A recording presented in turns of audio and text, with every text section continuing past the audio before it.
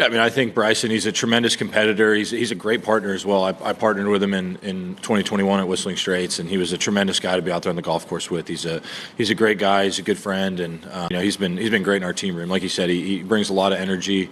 The people love him, and I think he loves the opportunity to be able to represent his country. He's a multiple-time U.S. Open winner, and that means a lot to him. And being an American, I think, means a lot to him as well. And I'm excited to kind of unleash him this week. In 2019, Bryson DeChambeau ranked tied for 34th on the PGA Tour in driving distance, averaging just over 302 yards. 1 year later, he ranked first at 322 yards. That single change in the record book is the part of his career that gets discussed most often. It is also the smallest part of the story. The larger part involves a bunker on the 72nd hole at Pinehurst Number 2, a shot that professionals convert only 1.7% of the time, and a list of statements from Tiger Woods, Brooks Koepka, Scottie Scheffler, Keegan Bradley, and others that reads nothing like what those same people were saying about him 6 years earlier. Start with the version of him that existed before any of it. He arrived in professional golf as the player who treated the sport as a laboratory problem. He used irons that were all the same length. He explained his method through physics rather than feel.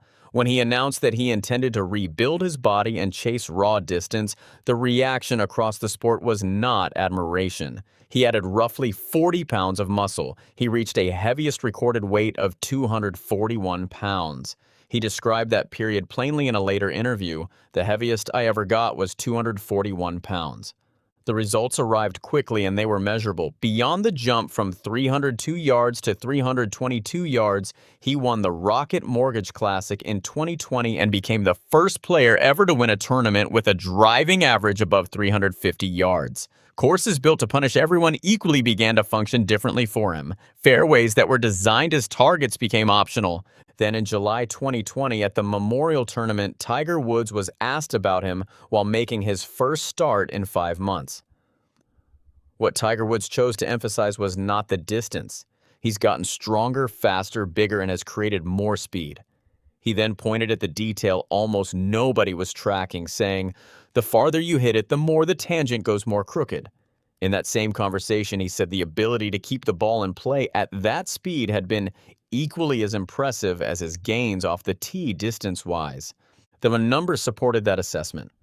DeChambeau was hitting between 58 and 67% of fairways, which placed him in the middle of the field rather than at the bottom of it. Tiger Woods added one more line about the process behind it.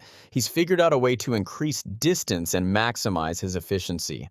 He also noted that when he began his own career, players did not have launch monitors and that some were bending clubs on their knee to remove loft. Justin Thomas had been standing next to that work. After hitting balls beside him at the Travelers Championship, he described what he saw. Honestly, it was frustrating because he's hitting at 350 in the air and you could put a blanket over about half of them. The comparison to Tiger Woods was not only about swing speed. Chris Como coached Tiger Woods for 3 years before working with DeChambeau, and he was asked directly what the two men shared. He said they were both very smart and curious.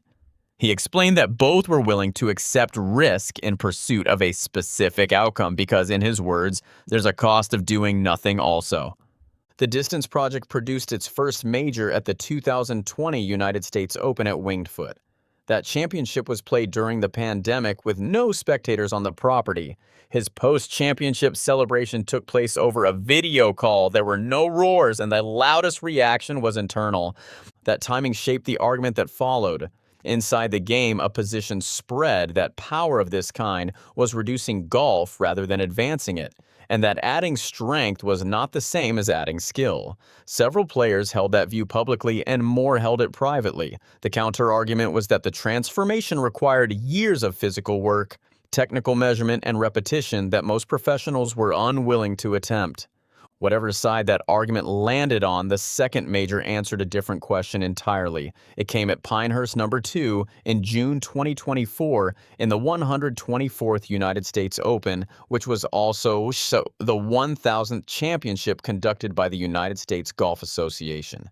He began Sunday with a 3-stroke lead and did not keep it comfortably. Rory McIlroy, chasing his first major title in 10 years, made 3 birdies from 15 feet or more in a 5-hole stretch and moved ahead.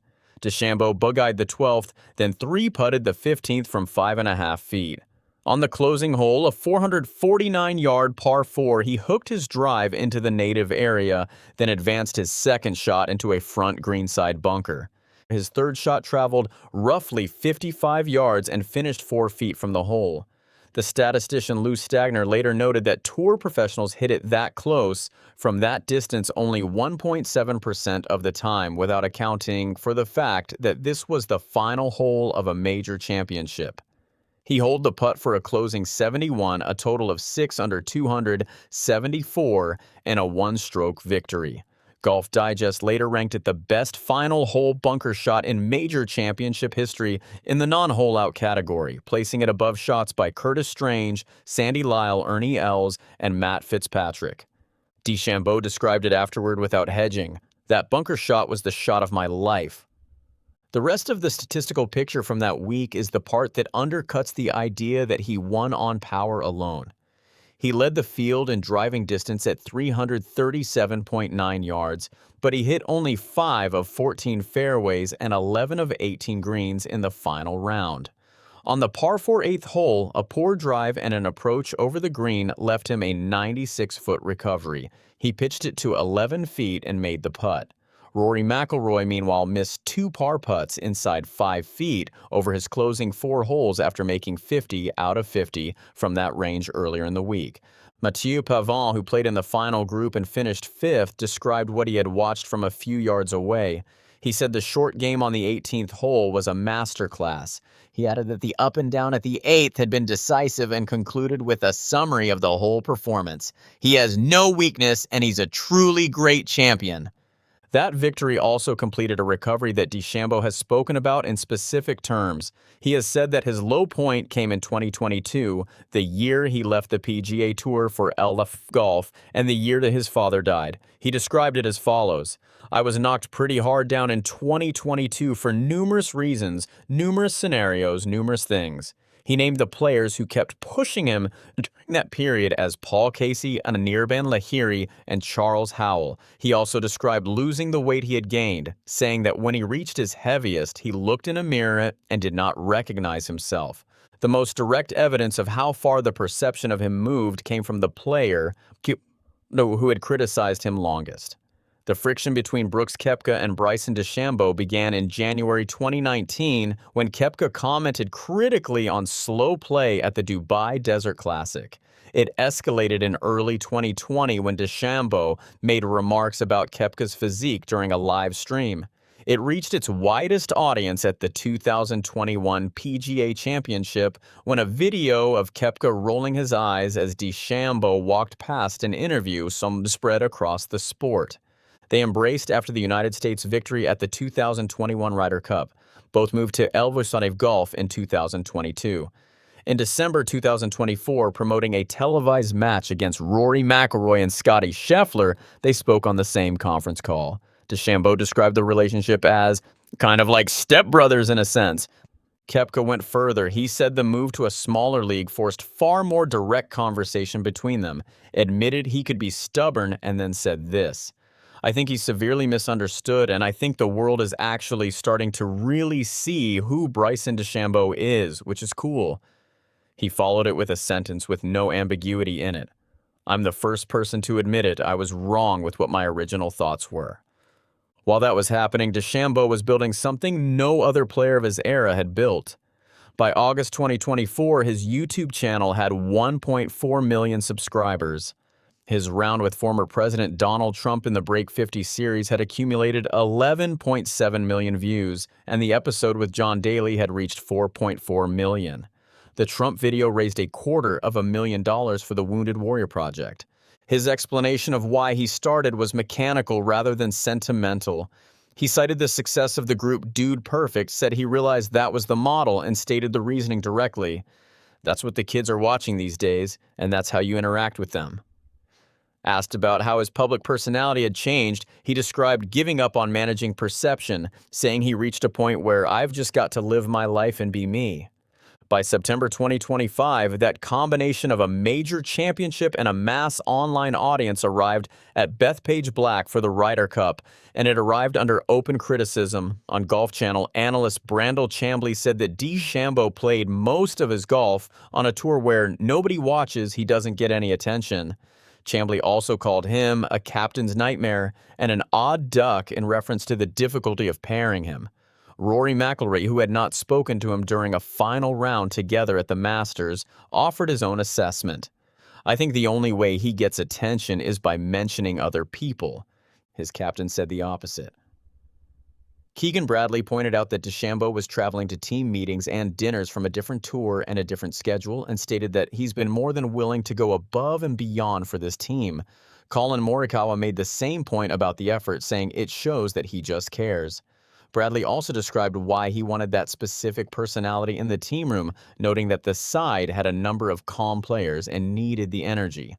The record he brought into the week was 2 wins, 3 losses, and 1 halved match, including 0 wins and 2 losses in foursomes. Friday did not improve it. He and Justin Thomas lost to Jon Rahm and Tyrrell Hatton by 4 and 3 in the morning. In the afternoon, he and Ben Griffin lost to Tommy Fleetwood and Justin Rose by 1 up. Europe led 5.5 to 2.5 after the opening day, and both DeChambeau and Scottie Scheffler finished the day without a point. Before all of that, on the Tuesday practice day, the driving range had turned into a spectacle as he chased 200 miles per hour of ball speed with the numbers displayed on a large screen behind him. The readings climbed through 191, 193, 196, 198, and 199. J.J. Spawn walked over and asked him to produce something. The next swing registered 200 miles per hour and carried 361 yards. Xander Schauffele described the setting around him that week in one line: "If he views himself as a gladiator golfer, this is as good as it gets." The final Sunday produced the strongest statement of all. Scottie Scheffler, the world number 1, played all 5 matches and beat Rory McIlroy in singles. Asked afterward about the week, he directed the credit toward the player who had been described as a liability 4 days earlier. He said he did not believe he could have done what he did in his own match without what was happening in the match ahead of him, and then defined the role plainly. "He's an emotional leader of our team, and he's been great, and I'm proud to be battling with guys like that out here." 10 months later, the ground underneath all of it moved. Saudi Arabia's public investment fund confirmed it was withdrawing funding from El Walnanvaj Golf after the 2026 season, which is the same season his contract expires. Speaking in May 2026, he said he had been told the league was financed through 2032 and had repeated that publicly. His reaction to the reversal was short: "I was completely shocked." His stated plan does not begin with a return to the PGA Tour. It begins with the audience. "I'd love to grow my YouTube channel 3 times, maybe even more." He said he would then play in tournaments that wanted him.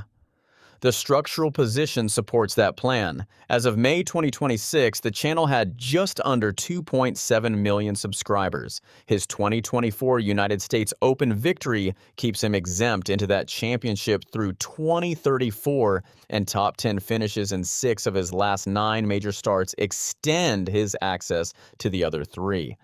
The friction has continued alongside it. He and the equipment company LA Golf split after he pushed to raise his ownership stake from 4% to 51% and was refused. He missed the cut at the 2026 United States Open.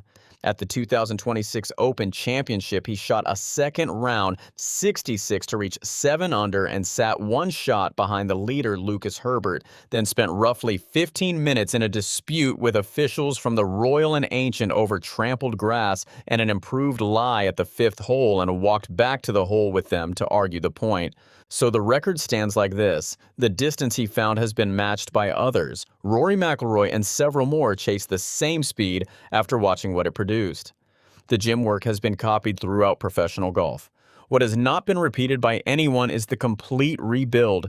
The body, the short game that led the field around the greens, the audience of millions, and the reversal of opinion from the players who mocked him first, compressed into 6 years by a golfer who now enters a season with no league guaranteed behind him.